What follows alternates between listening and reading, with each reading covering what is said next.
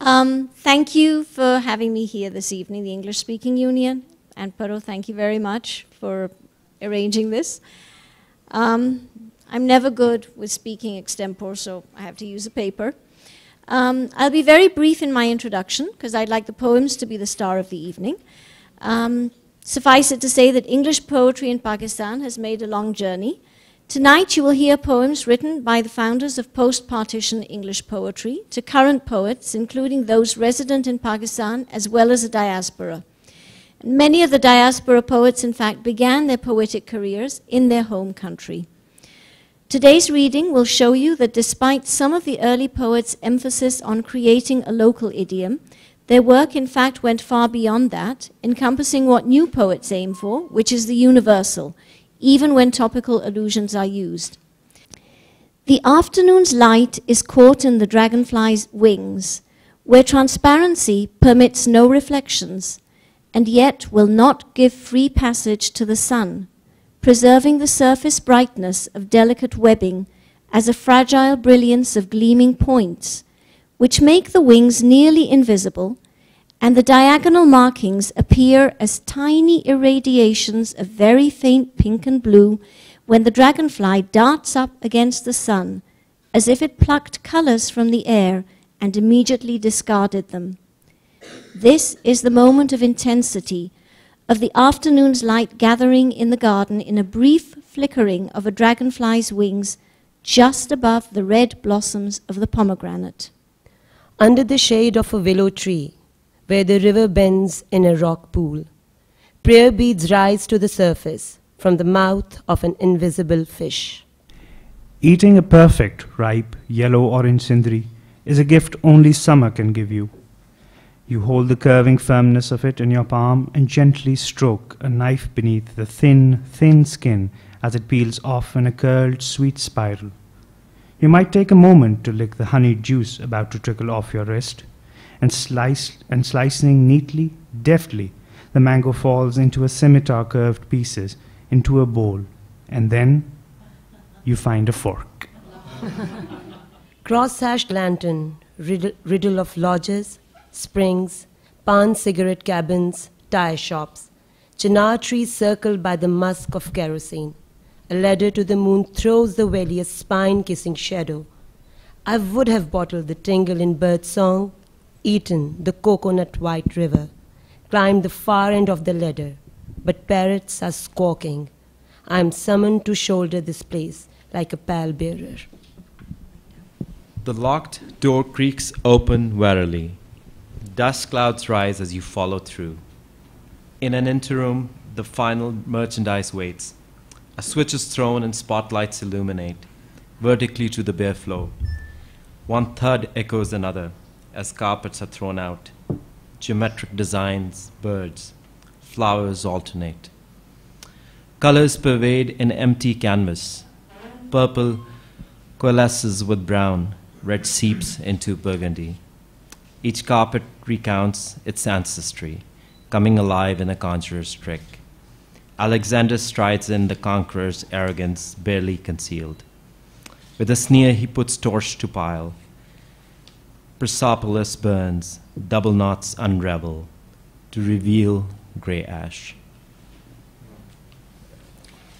Chartreuse. Chartreuse by Sahar Rizvi. I watch the distribution of biscuits and tea, which I pass over.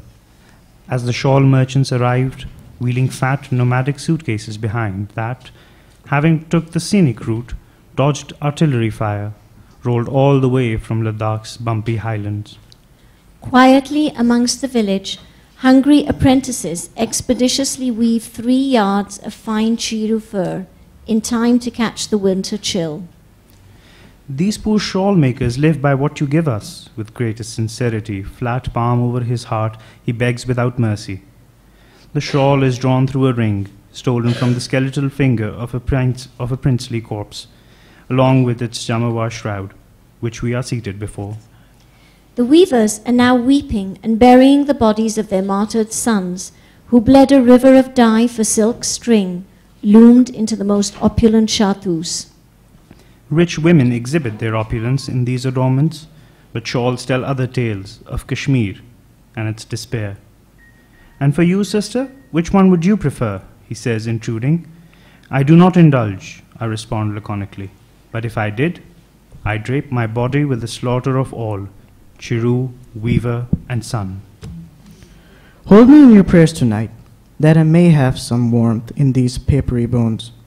A space like jelly in my gut calls out too. But gift-wrapped moments come undone too soon with a tired smile, a careless word with aching knowledge of complicity.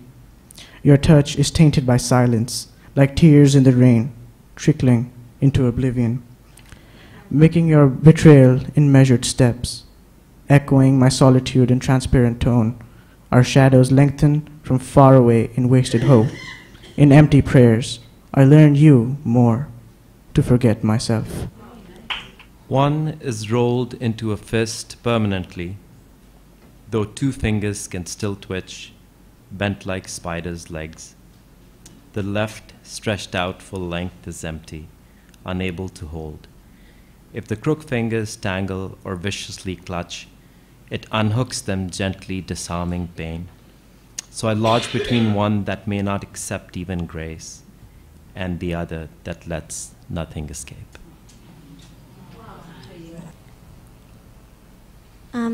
These are the last three poems.